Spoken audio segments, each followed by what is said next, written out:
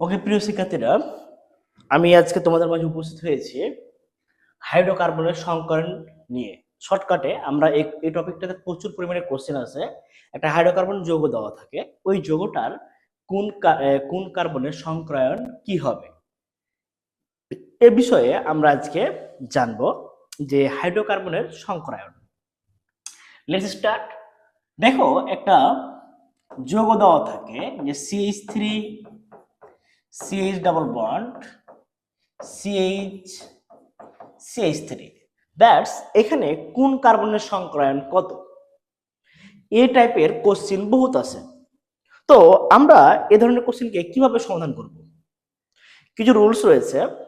আমরা গত ক্লাসে যে রুলসটা দেখেছি, আমরা এর আগে একটা ক্লাস নিয়েছিলাম সংকর ধারাবাহিক হিসেবে। দেখো, ওখানে একটা রুলস লিখে দিয়েছিলাম, হাইব্রিডেশন নাম্বার ইকুয়াল টু মুক্ত জোড়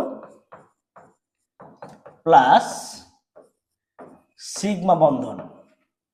যেহেতু কার্বনে মুক্ত জোড় ইলেকট্রন নেই, তাহলে এটা আমাদের ক্রস। যেহেতু আমাদের মুক্ত জোড় ইলেকট্রন নেই, তাহলে আমরা এটাকে কি করতে পারি? ক্রস দিতে পারি। এটা প্রয়োজন নাই। শুধু হাইড্রোকার্বনের সংকরণের ক্ষেত্রে আমরা কি লিখতে পারি ভাইয়া? যে শুধু হাইড্রোকার্বনের সংকরণের ক্ষেত্রে শুধু হাইব্রিডেশন নাম্বার ইকুয়াল টু সিগমা বন্ধন। কার্বনের সিগমা বন্ধন। এখানে মাস্ট বি সিগমা বন্ধন, ওই কার্বনের সিগমা বন্ধন।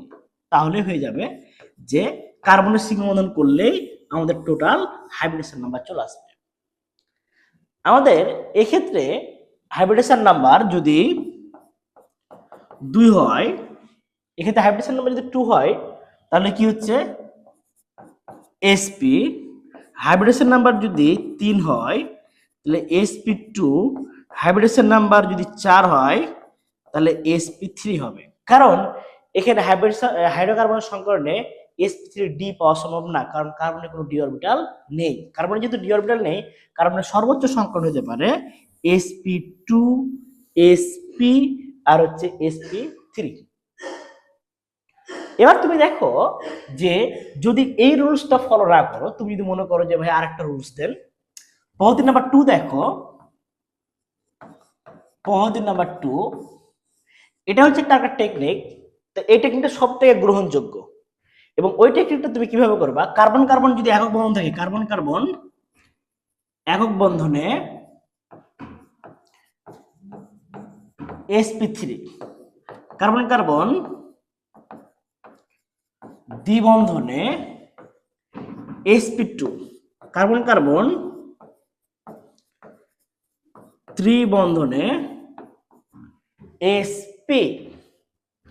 এই হচ্ছে রুলস। আমরা এই দুইটা রুলস অ্যাপ্লাই করতে পারি, তবে এই রুলসটার কোনো প্রকার বাধ্যকতা নাই বা কোনটা ভুল হওয়ার চান্স নাই। এই রুলসটা কিছু পরিমাণ ভুল হওয়ার চান্স রয়েছে, কিছু কিছু জিনিসের রুলসটা ইউজ হয় না। তো আমরা দুটো রুলস অ্যাপ্লাই করে দেখব। Okay fine, let's go start. আমাদের যে কোশ্চেনটা দেওয়া ছিল, সেই কোশ্চেনটার আলোকে আমরা পড়ব। আমি আবারও বলি, রুলসটা দেখো। হাইব্রিডেশন নাম্বার হাইড্রোকার্বনের ক্ষেত্রে হাইব্রিডেশন নাম্বার হবে কার্বনের সিগমা বন্ধন, মানে একক বন্ধন সংখ্যা, এবং হচ্ছে ওই হাইব্রিডেশন নাম্বার যেটা পাবো তার ভিত্তিতে আমরা সংকরণ পাবো। আর আরেকটা পদ্ধতি নাম্বার 2, আমরা কার্বন কার্বন বন্ধন দিয়ে দেখতে পারি। কার্বন কার্বন একক বন্ধন হলে sp3, কার্বন কার্বন দ্বিবন্ধন হলে sp2, কার্বন কার্বন ত্রিবন্ধন হলে কি? sp। Let's start. আমাদের যে প্রক্রিয়াটা ছিল যে CH3 CH double bond CH3, আমরা যদি এটা গাঠনিক করে লিখতে পারি ভাইয়া। গাঠনিক করে লিখলে C, 3টা H আছে এই কার্বনের, 3টা আমরা H নিয়ে নিলাম। দেখো, 3টা যদি H নিই, তাহলে এ হচ্ছে H, H, C, এদিকে একটা H ডাবল বন্ড C, এদিকে একটা H, C, H, H, H। তো রুলস নাম্বার 1 পদ্ধতি 1 থেকে আমরা অ্যাপ্লাই করব। তো পদ্ধতি 1 থেকে যদি আমরা অ্যাপ্লাইয়ে যাই ভাইয়া, তাহলে তোমরা দেখো এবার যে এই কার্বনের সিগমা বন্ধন কয়টা? একক বন্ধন 1টা, 2টা, 3টা, 4টা। তাহলে 4টা একক বন্ধন, 4টা সিগমা। তাহলে হাইব্রিডেশন নাম্বার কত? 4। তাহলে হাইব্রিডেশন নাম্বার কত হচ্ছে? 4 হচ্ছে। দেখো, 4টা সিগমা হলে, কারণ কার্বনের সিগমা বন্ধনটাই তার হাইব্রিডেশন নাম্বার, চারটা সিগমা বন্ধন, হাইব্রিডেশন নাম্বার 4, 4 মানে ঘটনা 4টা, ঘটনা 4টা মানে এর সংকরণ কি হবে? sp3। পরবর্তী টার্মে আসো, এই কার্বনের সিগমা বন্ধন কয়টা? এখানে একক বন্ধন দেখো ভাইয়া, এই কার্বনের ক্ষেত্রে আমরা একক বন্ধন পাচ্ছি একটা, দুইটা, আর এই একটা, তিনটা। ভাই এখানে দ্বিবন্ধন আছে, দ্বিবন্ধনে একটা সিগমা, বা এগুলো হচ্ছে পাই। তাহলে এখানে হচ্ছে এটা পাবো আমরা sp2। পরেরটাতে চলে আসো ভাইয়া, আমরা যে পরের নাম্বারটাতে আসি, এই কার্বনের সিগমা বন্ধন কয়টা? একটা একক বন্ধন, দ্বিবন্ধন। যেখানে একাধিক বন্ধন একটা হবে সিগমা, তাহলে এটা হচ্ছে সিগমা। তাহলে আমার এখানে মোট হচ্ছে তিনটা, তিনটা মানে কত হবে ভাইয়া? sp2। লাস্ট ওয়ান, আমাদের লাস্ট ওয়ানে চলে আসো। লাস্ট ওয়ান যেটা পাচ্ছি, লক্ষ্য করো ভাইয়া, যেখানে একটা, দুইটা, তিনটা, চারটা, তাহলে এর সংকরণ দাঁড়াবে sp3।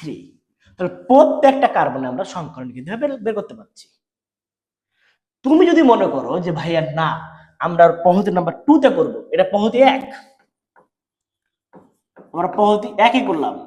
যদি পদ্ধতি 2 করতে চাও তাহলে কি হবে দেখো, যে পদ্ধতি 2 এখান থেকে করতে পারবো। দেখো পদ্ধতি 2 কি ছিল ভাইয়া, যে কার্বন কার্বন একক বন্ধন থাকলে sp3, কার্বন কার্বন দ্বিবন্ধন থাকলে sp2, কার্বন কার্বন ত্রিবন্ধন থাকলে হবে sp। তুমি এখানে আসো তো ভাইয়া, এখানে কার্বন কার্বন কি বন্ধন হচ্ছে দেখো তো, এই কার্বনে কার্বনে একক বন্ধন, তাহলে এই কার্বনে কার্বন কার্বন একক বন্ধন আছে, তার মানে দুদিকে একক বন্ধন, মানে এটা sp3। তার মানে এটা হচ্ছে sp3।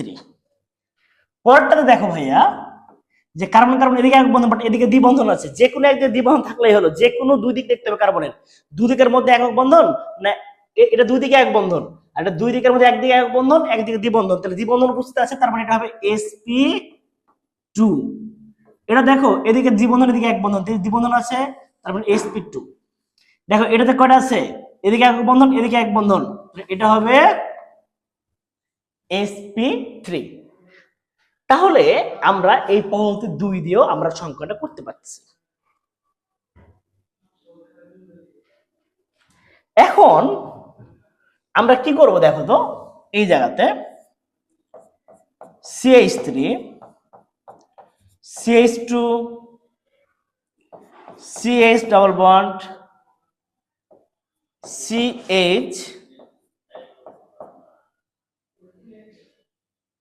CHO। এই ক্ষেত্রে করণীয় কি দেখো,